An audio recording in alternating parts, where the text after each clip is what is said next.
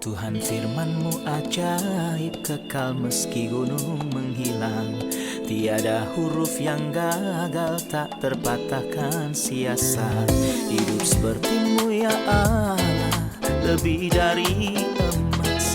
Aku bersaksi kitab-Mu, kitab yang suci. Mendengarkan firman-Mu, hibur hati yang luka. Terangilah langkahku kemanapun ku pergi. Biarkanlah firman-Mu berkuasa atasku. Ubahkanku, bebaskanku, ku mau menyenangkan-Mu. Tuhan firman-Mu ajaib, kekal meski gunung menghilang. Ubah dan bebaskan aku, mau menyenangkan-Mu. Salam jumpa pemirsa terkasih, saya menyambut Anda sekalian dimanapun Anda berada dalam episode terbaru program studi harian kita, Semua Kitab Suci, di mana kita mempelajari semua kitab di dalam Alkitab, dari Kejadian hingga Wahyu. Jika Anda berada di suatu negara, program ini adalah sarana untuk menyampaikan firman Tuhan kepada Anda, dimanapun dan bagaimanapun keadaan Anda. Kami membahas kitab-kitab, dari kitab suci, dari Kejadian sampai dengan Wahyu, yang tayang dari hari Senin hingga hari Jumat. Sejauh ini, kita telah mencapai studi kita dalam kitab Ester, yang merupakan salah satu kitab sejarah dalam Perjanjian Lama, dan tepatnya kita telah mencapai pasal yang kelima dan ayat pertama dari pasal yang keenam. Untuk memulai, izinkan saya untuk menyambut para tamu kehormatan di studio, para pelayan Tuhan. Saudara Fayez Fuad, selamat datang. Terima kasih. Saudara Efraim Fahri, selamat datang. Terima kasih. Juga para hadirin yang telah bergabung bersama kami di studio, selamat datang. Kami terbiasa membaca beberapa pesan pemirsa setiap hari Senin. Kami telah menerima beberapa pesan, kita akan membaca keduanya karena kita tidak memiliki banyak waktu. Sebuah pesan dari saudara HTA dari Yemen. Dia berkata, teman-temanku dari acara Semua Kitab Suci, terima kasih banyak untuk Anda semua. Tuhan telah membuka mata saya dan saya telah menerima dia sebagai juru selamat pribadi untuk hidup saya. Terima kasih atas apa yang telah saya pelajari sejauh ini dari acara ini. Dan terima kasih banyak untuk kitab suci yang telah Anda kirimkan kepada saya sebagai sebuah hadiah. Ini benar-benar hadiah yang berharga, agar saya tidak akan pernah menyerah sejauh saya rela melepaskan makanan dan air dan bahkan kehidupan sebagai ganti dicabut dari kitab kehidupan. Mohon doakan saya. Tuhan memberkati Anda dan kami sangat berbahagia untuk Anda, saudara kami terkasih, HTA, dan akan berdoa untuk Anda. Dan kami yakin bahwa Tuhan akan membuka mata banyak orang dimanapun mereka berada, sehingga firman Tuhan yang hidup dan kuat bisa mencapai mereka. Ia lebih tajam daripada pedang bermata dua manapun. Anda tidak akan pernah sendirian karena Alkitab adalah sahabat Anda, dan sangat baik bahwa Alkitab menjadi sahabat Anda. Dan Tuhan akan selalu membisikkan firman kepada Anda, jadi kuatkanlah hatimu, Anda tidak sendiri. Pesan lain dari Aiman Abdul El Sayed dari Kairo yang mengatakan, terima kasih banyak untuk program hebat ini yang benar-benar mengajari saya banyak hal sehingga Anda membuka mata kami untuk hal-hal yang belum pernah kami dengar sebelumnya.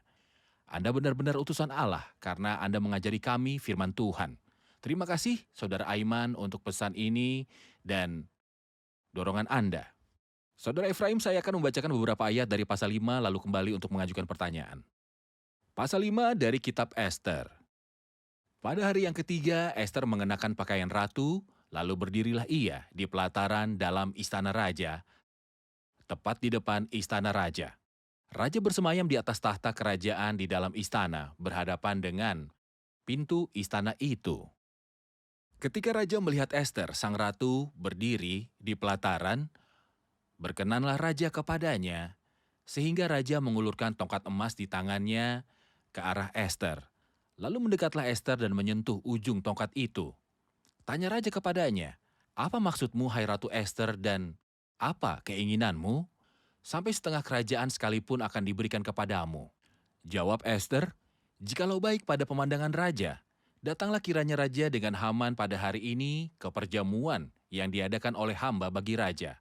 Maka titah raja, suruhlah Haman datang dengan segera supaya kami memenuhi permintaan Ester. Lalu raja datang dengan Haman ke perjamuan yang diadakan oleh Ester. Sementara minum anggur, bertanyalah raja kepada Ester, apakah permintaanmu niscaya akan dikabulkan? Dan apakah keinginanmu sampai setengah kerajaan sekalipun akan dipenuhi? Maka jawab Ester, permintaan dan keinginan hamba ialah jikalau hamba mendapat kasih raja, dan jikalau baik pada pemandangan raja, mengabulkan permintaan serta memenuhi keinginan hamba, datang pula lah kiranya raja dengan Haman ke perjamuan yang akan hamba adakan bagi raja dan Haman. Maka besok akan hamba lakukan yang dikehendaki raja. Pada hari itu, keluarlah Haman dengan hati riang dan gembira. Tetapi ketika Haman melihat Mordekai ada di pintu gerbang istana raja, tidak bangkit dan tidak bergerak menghormati dia, maka sangat panaslah hati Haman kepada Mordekai.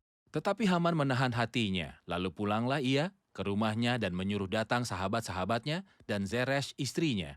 Maka Haman menceritakan kepada mereka itu besarnya kekayaannya, banyaknya anaknya laki-laki, dan segala kebesaran yang diberikan raja kepadanya, serta kenaikan pangkatnya di atas para pembesar dan pegawai raja.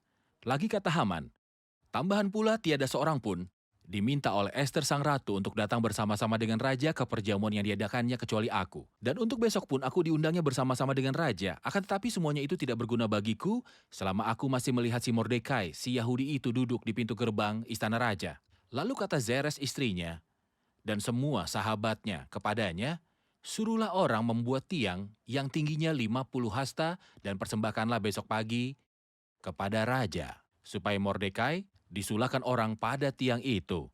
Kemudian dapatlah engkau dengan bersukacita pergi bersama-sama dengan raja ke perjamuan itu. Hal itu dipandang baik oleh Haman, lalu ia menyuruh membuat tiang itu. Jelas dalam kutipan ini bahwa Ester disukai oleh raja. Saudara Efraim, mohon ceritakan tentang penerimaan itu dan bantuan yang dia temukan di hadapan raja. Raja mencintai Esther. Dia menemukan sifat-sifat indah dalam dirinya dan melihatnya sebagai pasangan yang sempurna. Esther mendapat kasih karunia di hadapan raja dan itu terbukti ketika dia berkata kepadanya hingga setengah kerajaan. Dan sepertinya Esther, sang ratu, menerima beberapa berita tentang kerajaan dan keadaannya. Jadi dia bersungguh-sungguh dengan apa yang dia katakan dan dia lakukan. Pasal yang telah Anda baca adalah tentang bagaimana Tuhan memimpin ratu ini dengan bijaksana dan sadar untuk memenuhi tujuan Allah. Ini adalah penerimaan yang Ester temukan di hadapan raja. Mohon juga komentari penerimaan orang percaya di hadapan Bapa kita di surga. Berapa banyak mereka diterima? Nyatanya sekarang kita diterima di hadapan Bapa sebagai Kristus sendiri. Dia sangat mencintai dan menghargai kita. Saya juga ingin menyebutkan perbandingan antara dua hal di sini. Raja Ahasiweros berkata kepada Ester sang ratu, "Apa keinginanmu? Sampai setengah kerajaan sekalipun akan diberikan kepadamu." Di sisi lain ketika Bapa bicara kepada anaknya, dia tidak mengatakan kepadanya bahwa dia akan memberikan setengah dari kerajaan. Bahkan tidak seluruh kerajaan, tapi betapa mengagumkan, mintalah kepadaku. Dan ujung Maka bumi. bangsa-bangsa akan kuberikan kepadamu menjadi milik pusakamu dan ujung bumi menjadi kepunyaanmu. Inilah dia yang di hadapannya kita diterima sebanyak Kristus telah diterima. Padahal jarak itu sangat lebar. Jika kita ingin tahu seberapa besar kita diterima di hadapan Tuhan Yesus Kristus dan di hadapan Bapa. Oke, Dr. Fayez. Raja memberi atau ingin memberi Ester setengah dari kerajaan dan ini adalah pemberian terakhirnya. Mohon ceritakan tentang apa yang telah ditawarkan dan diberikan Kristus kepada gereja ketika dia berkenan atasnya. Ketika Kristus telah disalibkan, dia telah menerima banyak penghargaan dari Bapaknya sebagai anak manusia. Manusia sempurna, Yesus Kristus yang memiliki otoritas untuk menyerahkan nyawanya atas kehendak bebasnya dan dia memiliki otoritas untuk mengambilnya kembali. Setelah ia memuliakan Bapa melalui karyanya di kayu salib, Bapa telah memberikan banyak upah besar padanya. Sebagai pria, misalnya dia memberinya kekuasaan atas seluruh dunia. Mintalah kepadaku, maka bangsa-bangsa akan kuberikan kepadamu menjadi milik pusakamu. Dan ujung bumi menjadi kepunyaanmu. Dia telah memberinya kemuliaan besar yang diperoleh. Dia telah memberinya hak untuk menghakimi. Bapa tidak menghakimi siapapun, melainkan telah menyerahkan penghakiman itu seluruhnya kepada anak. Dan Tuhan Yesus Kristus telah memberi gereja upah yang telah dia terima, bukan karena dia telah menyerahkannya. Tetapi dia telah membawakan gereja untuk menikmati mereka sebagai pengantinnya yang akan mengambil bagian dalam kemuliaannya. Jadi Kristus memiliki hak untuk memerintah dan dia membuat kita memerintah bersama dia. Kita akan memerintah bersama dia. Sang Ayah telah memberinya kemuliaan yang diperoleh dan aku telah memberikan pada mereka kemuliaan yang engkau berikan kepadaku. Dia telah memberinya hak untuk menghakimi dunia dan gereja akan menghakimi dengan dia. Lalu aku melihat tahta-tahta dan orang-orang duduk di atasnya, kepada mereka diserahkan kuasa untuk menghakimi. Semua upah yang telah diberikan Kristus, dia tidak memberi kita setengah dari mereka dan menyimpan sisanya untuk dirinya sendiri. Tetapi membuat kita menikmati sepenuhnya sebagai mempelainya. Ketika Hawa dibawa ke Adam, dia adalah penolong baginya sepadan dengan dia, tapi kita sebagai mempelai Kristus Benar. adalah rekannya sebanding dengan dia, yang berarti gudang emosi, pikiran, dari segalanya, dan juga mitra dalam kenikmatan, kesenangan, pemerintahan, dan otoritas. Dan ketika Kristus mengungkapkan kasihnya kepada gereja, dia memberikan dirinya sendiri, Ya. sebagaimana Kristus telah mengasihi jemaat dan telah menyerahkan dirinya. Dia telah memberikan semua miliknya, dirinya sendiri. Semua yang dimiliki Kristus telah menjadi bagian orang percaya. Ya. Memberikan kepada mereka kemuliaan yang engkau berikan padaku. Oke, Sebab kau telah mengasihi aku sebelum dunia dijadikan. oke. Dr. Fayez, untuk melengkapi pembicaraan ini, saya mengharapkan bahwa menurut hukum Media dan Persia, siapapun yang masuk tanpa dipanggil dan tanpa tongkat emas diulurkan, terbunuh. Dan bahwa Esther datang Ya. tanpa dipanggil. Hukum menyatakan bahwa dia Ya. harus dibunuh. Namun di sini kita melihat kedaulatan Tuhan dalam mengendalikan hati raja. Mohon ceritakan Ada ayat kedaulatan yang Tuhan. sangat langsung dan jelas. Hati raja seperti batang air di dalam tangan Tuhan, dialirkannya kemana ia ingini. Tuhan mengendalikan pikiran dan emosi manusia. Saya ingat ketika Yakub kembali dari tempat saudara ibunya dan dia diberitahu bahwa Esau akan datang kepadanya dengan 400 orang dan dia tidak datang Dia untuk merencanakan menyambutnya sesuatu yang tetapi jahat. untuk membunuhnya. Dan Yakub berdoa dengan doa sederhana itu, lepaskanlah kiranya aku dari tangan kakakku, dari tangan Esau, sebab aku takut padanya. Jangan-jangan dia datang membunuh aku, juga ibu dengan anak-anaknya. Bukankah engkau telah berfirman, tentu aku akan berbuat baik kepadamu dan ada perang yang diharapkan. Tetapi ketika Yakub tiba di tempat Esau, Tuhan mengubah Esau dan dia. Tapi Esau berlari mendapatkan dia, di dekatnya dia, dipeluk lehernya dan diciumnya dia. Siapa yang mengubah hati Esau? Itu adalah Tuhan. Dia melembutkan hatinya dan menyelesaikan seluruh masalah. Jadi orang yang mengendalikan emosi dan pikiran orang dan menguasai orang adalah Tuhan. Jadi dia adalah alasan Esther dikatakan menemukan perkenanan 2 kali. Bahkan di sini ini adalah keempat kalinya dia dikatakan menemukan perkenanan atau untuk mendapatkan perkenanan. Tapi saya punya sesuatu untuk ditambahkan. Saya tidak berpikir bahwa raja menyukainya. Tepat ketika dia melihat kecantikannya. Saat dia berdiri dan mengenakan pakaian elegan. Sehingga ia mengulurkan tongkat emas. Saya pikir ini karena dia tinggal bersamanya untuk sementara, mungkin Moralnya, berbulan-bulan atau bahkan kebangsawanannya, dan bertahun-tahun. segalanya. Dia memperhatikan moral, etika, kebijaksanaan, kelembutan, ketundukannya, Ia memiliki perkenanan kebangsawanannya, pribadi dan dalam hati segalanya. raja. Jadi begitu dia melihatnya, emosinya menguap. Jadi dia mengulurkan tongkat emas Tuhan untuknya. memberkati. Jawaban menakjubkan sebelumnya ini terkait dengan kedaulatan Tuhan, tapi mungkin raja tidak tahu apa-apa tentang kedaulatan ini. Adapun dia mengulurkan tongkat emas untuknya lebih dari 1 kali. Dan ini mengungkapkan penghargaannya yang mendalam terhadap karakter yang terhormat itu. Bukan hanya karena cantik dan luar biasa, tapi juga karena dia sangat dihargai oleh sang raja. Dan untuk mengungkapkan rasa hormat dan penghargaan, itu dia mengulurkan tongkat emas pada waktu yang tidak biasa. Baik, terima kasih, kita rehat sejenak dan kembali untuk menjawab pertanyaan hadirin. Pemirsa terkasih, sampai jumpa setelah rehat dan saya mendorong Anda jika Anda memiliki pertanyaan atau permohonan, kirimkan pada kami dan kami akan dengan senang hati mencoba membantu. Sampai jumpa setelah rehat.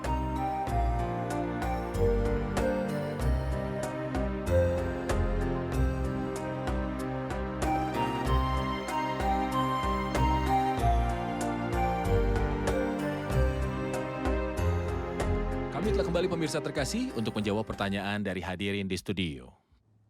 Mengapa Esther tidak memanfaatkan kesempatan itu dan langsung bertanya kepada raja apa yang diinginkannya ketika dia berkata kepadanya, hingga setengah kerajaan akan kuberikan kepadamu? Menegangkan, bukan? Baik. Mengapa dia tidak bertanya langsung ketika raja berkata kepadanya hingga setengah kerajaan dan dia menunda permintaannya untuk perjamuan yang kedua? Saya pikir ini adalah kebijaksanaan ilahi. Jadi kenyataannya jika saya akan menggunakan kata-kata yang dikatakan tentang Rasul Paulus, lebih dari sekali, meskipun tidak persis sama, roh melarangnya. Roh Yesus tidak mengizinkan mereka. Saya pikir dengan mengingat perbedaannya tentu saja bahwa dia merasa bahwa Tuhan menyuruhnya untuk menunggu. Karena jika dia bertanya pada saat itu, banyak hal tidak akan pernah terjadi. Misalnya jika dia meminta untuk menyelamatkan rakyatnya, raja tidak akan bisa menyelamatkan mereka. Ya, Karena hukum orang Media dan Persia yang tidak berubah itu bukan kewenangannya. Dan ukuran kejahatan Haman belum penuh dengan membuat tiang tiang gantungan. gantungan untuk Mordekai. Dan tidur raja belum hilang sehingga dia akan baca kitab catatan sejarah dan bertanya tentang siapa yang menyelamatkannya. Dan dia belum menghadiahinya. Dan dia tidak akan meminta untuk mendapatkan Mordekai untuk dihormati. Pada saat yang sama ketika Hanan masuk dan raja bertanya kepadanya, beginilah dilakukan kepada orang yang raja berkenan menghormatinya. Semua ini tidak akan terjadi jika dia baru saja meminta bantuan. Dia akan mengatakan itu padanya. Dia tidak bisa membantu karena itu di luar kewenangannya. Jadi dia akan berbicara tetapi Tuhan melarangnya dan dia tunduk. Dan ketika dia melakukannya, dia minta perjamuan lagi keesokan harinya. Pada perjamuan keesokan harinya, takaran kejahatan Haman sudah terisi. Dan rencana Tuhan mulai terlihat. Penulis selalu mengatakan itu dalam cerita apapun ada klimaksnya, yaitu titik ketegangan tertinggi sebelum mencapai sebuah solusi. Dan saya pikir kita semakin mendekati klimaks di sini. Kita semua menebak apa yang akan terjadi setelah itu. Tuhan campur tangan setelahnya. Di sini digambarkan latar belakangnya semakin gelap, sehingga campur tangan Tuhan akan jauh terlihat lebih jelas. Jadi ketika dia mengundang mereka untuk perjamuan pada hari berikutnya, kita akan menemukan kontras yang tajam antara akhir pasal 5 dan akhir pasal 6. Iya, Pasal 5 diakhiri dengan Haman menjadi sangat bahagia dan terus berbicara tentang kekayaannya yang luar biasa. Dan bertanya kepada siapa ratu akan menghormati dengan senang, dan dia membual bahwa tidak ada orang yang lebih baik darinya di seluruh kerajaan itu. Ratu Ratu. mengundangnya untuk perjamuan keesokan harinya. Jadi di akhir pasal 5, Haman berbicara tentang kekayaan yang luar biasa. Di akhir pasal 6, Haman mengadukan apa yang terjadi padanya. iya, Penghinaan yang dihadapi ketika dia memimpin Mordekai, menunggang kuda dan mengumumkan di hadapannya. Di akhir pasal 5, iblis menaruh dalam hati Haman untuk mengisi takaran kejahatannya, agar dia merencanakan untuk membunuh Mordekai. Di akhir pasal 6, Tuhan menaruh dalam hati raja untuk menghormati Mordekai. Sangat kontras. Jika Esther akan bertanya secara langsung, permintaan ini tidak akan dijawab dan kita tidak akan menikmati plot yang telah dibuat oleh Tuhan. baik. Saya baru ingat Daud ketika berbicara tentang Abigail mengatakan terpujilah kebijakanmu. Karena sebenarnya saya suka cara berpikir Esther. Dia sedang mempersiapkan untuk menghadapi Haman selama perjamuan kedua. Iya, Seperti ketika ada seseorang mempersiapkan orang lain untuk keputusan atau sepotong berita. Ini tidak akan berhasil jika dia memberitahunya secara langsung dan tidak akan berhasil pada perjamuan pertama. Bahkan betapa saya mengagumi karakter ini dan kedewasaan serta rasionalitas yang luar biasa yang tak seorang pun tapi sadari. ini bukanlah hikmat murni manusia, ini lebih merupakan campur tangan Tuhan. Hal itu datang dari semakin Inilah dekatnya kita Tuhan dengan yang Tuhan. bekerja pada saat Benar. itu yang mengatur siapa yang memakai Ini Esther. membuat saya ingin mengajukan pertanyaan lain. Haman sangat gembira ketika dia keluar dari perjamuan bersama raja. Karena dia diundang secara pribadi untuk menghadiri perjamuan itu bersama dengan raja. Tetapi dia marah karena ada Mordekai di sana. Dan setelah itu, dia masuk ke dalam rumahnya dan membual semua kekayaannya dan banyak anak-anaknya di hadapan orang-orang banyak. Jadi mohon komentar Anda, bagaimana dia menjadi marah dan mengapa dia marah kepada Mordekai? Dan bagaimana dia kembali ke rumahnya, menyombongkan kekayaannya di hadapan semua orang di sana seolah-olah menutupi dirinya dengan pakaian itu. Dia sedang memikirkan banyak hal. Pertama, aturan umumnya, kecongkakan mendahului kehancuran dan tinggi hati mendahului kejatuhan.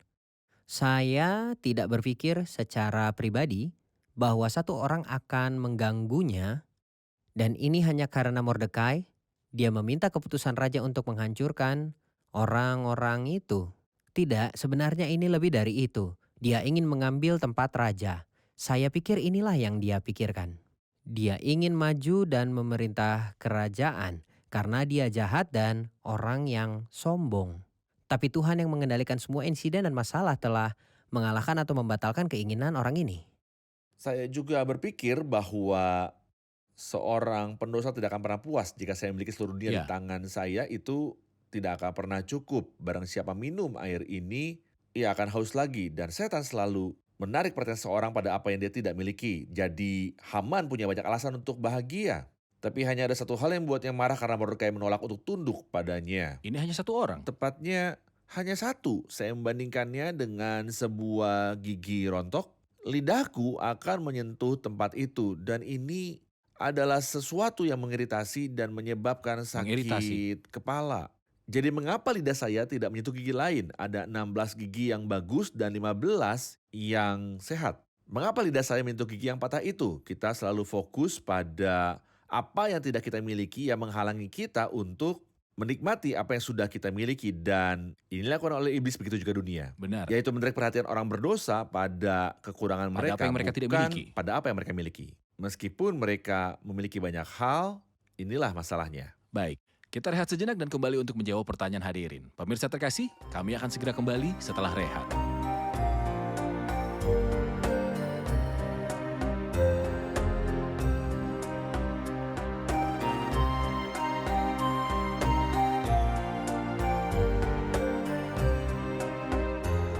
Kami telah kembali pemirsa terkasih untuk melanjutkan studi kita dalam pasal 5 dari Kitab Ester. Dr. Fayez, di akhir pasal 5, istri Haman yang disebut Zeresh menasihatinya. Zeresh membuat Zeres. tiang gantungan setinggi 50 hasta dan menyiapkan keputusan, eksekusi, dan membuat raja untuk menandatangani keputusan tersebut. Mohon, ceritakan kepada kami tentang karakternya. Zeres adalah istri dari Haman yang jahat, dan begitu juga dia karena dia menasihatinya tentang dewan yang jahat. Ada tertulis bahwa orang jahat saling menasihati untuk berbuat jahat. Dan dia ingin memfitnah Mordekai karena dia tidak puas dengan membuatnya terbunuh, tetapi dia menyarankan untuk juga memfitnahnya.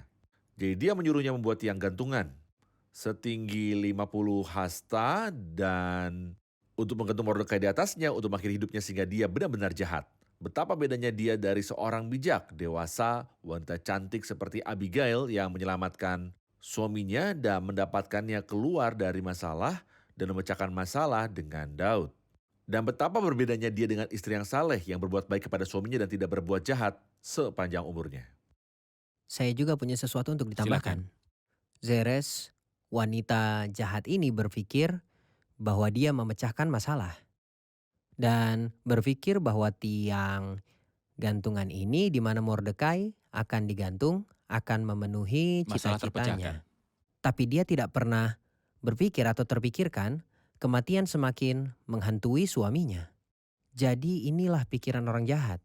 Dan ini adalah nasib siapapun yang bertindak bertentangan dengan kehendak Tuhan. Ya, ada kontradiksi antara Zeres dan wanita berbudi luhur di dalam kitab Amsal.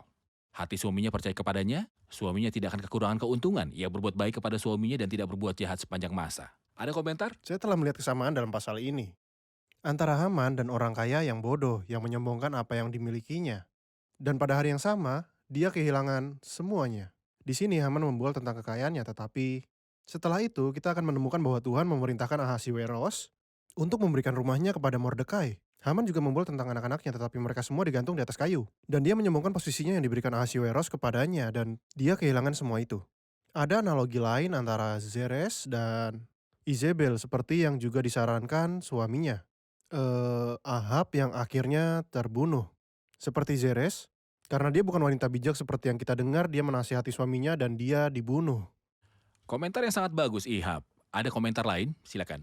Saya melihat melalui Ester bahwa dia diterima di hadapan raja yang hanya manusia biasa saja, seperti kita, tetapi jauh lebih indah bahwa kita diterima di hadapan Allah Bapa karena kematian dan kebangkitan Yesus Kristus bagi kita semua. Bagus, sangat bagus. Sejujurnya saat pertama kali membaca kisah Haman, saya benar-benar heran dengan reaksinya saat melihat Mordekai tidak membungkuk padanya dan bahwa dia memiliki begitu banyak hal tapi dia tidak puas. Ketika saya melihat diri saya sendiri, saya melihat bahwa saya juga persis sama, seandainya bukan karena kasih karunia Tuhan. Baik, terima kasih. Siapa lagi? Saya benar-benar belajar banyak karena saya telah melihat bahwa nasihat wanita sangat penting. Apakah mereka akan membunuh atau menyelamatkan suami mereka. Jadi saya mohon kepada Tuhan agar dia memberi kita hikmat agar dapat memberikan nasihat sesuai dengan kitab suci. Bagus. Kita melihat bahwa hal terakhir yang Raja Duniawi bisa berikan adalah setengah dari kerajaan yang sebenarnya bukan miliknya. Tapi Tuhan Yesus telah memberikan dirinya sendiri kepada kita. Dia telah memberikan hidupnya kepada kita. Kita telah diberkati segala berkat rohani di dalam sorga. Mintalah maka akan diberikan kepadamu, carilah maka kamu akan mendapat, ketoklah maka pintu akan dibukakan bagimu. Bagus, terima kasih, Tuhan memberkati. Saya berharap kita dapat melanjutkan pelajaran kita dan masuk ke pasal 6 yang hebat. Tetapi kita akan mulai itu di episode berikutnya jika Tuhan berkehendak. Terima kasih para hamba Tuhan. Tuhan menyertai Anda. لو نفسك تعبت وانهارت واتقلبت كل العمدان في فكرة عن قلبك تاهت أنا ربك ليا السلطان أنا على العرش وإيدي قديرة مهما بيحصل مهما كان كل صعابك عندي يسيرة استناني بكل إيمان هضمن راحتك طول أيامك شبعك بيا وعندي خلاص مهما الواقع بان قدامك أعلن ثقتك فيا أساس هضمن راحتك طول أيامك شبعك بيا وعندي خلاص مهما الواقع بان قدامك أعلن ثقتك فيا أساس أعلن ثقتك فيا أساس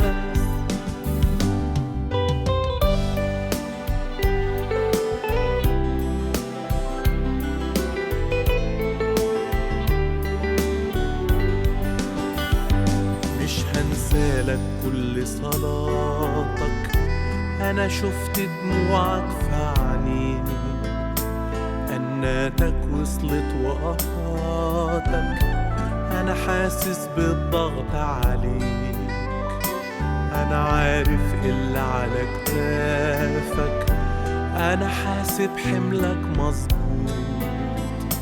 وهجهز منفذ قدامك اروي عليا كل ضغوط هضمن راحتك طول أيامك شبعك بيا وعندي خلاص مهما الواقع بان قدامك أعلن ثقتك فيا أساس هضمن راحتك طول أيامك شبعك بيا وعندي خلاص مهما الواقع بان قدامك أعلن ثقتك فيا أساس أعلن ثقتك فيا أساس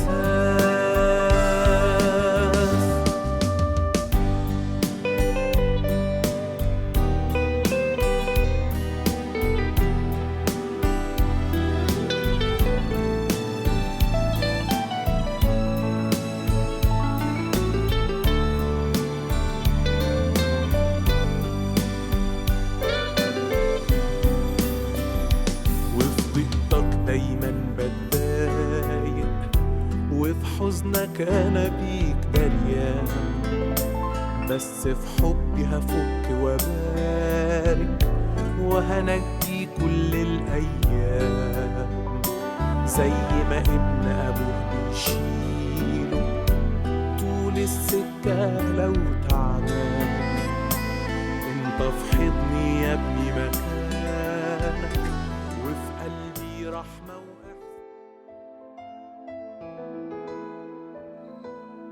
Tuhan firman-Mu ajaib kekal meski gunung menghilang.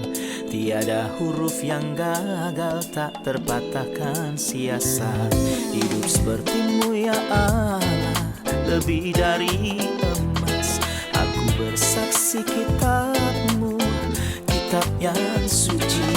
Terdengarkan firman-Mu, hibur hati yang luka. Terangilah langkahku kemanapun ku pergi. Biarkanlah firman-Mu berkuasa atasku. Ubahkanku, bebaskanku, ku mau menyenangkan-Mu. Tuhan firman-Mu ajaib, kekal meski gunung. Ubah dan bebaskan aku.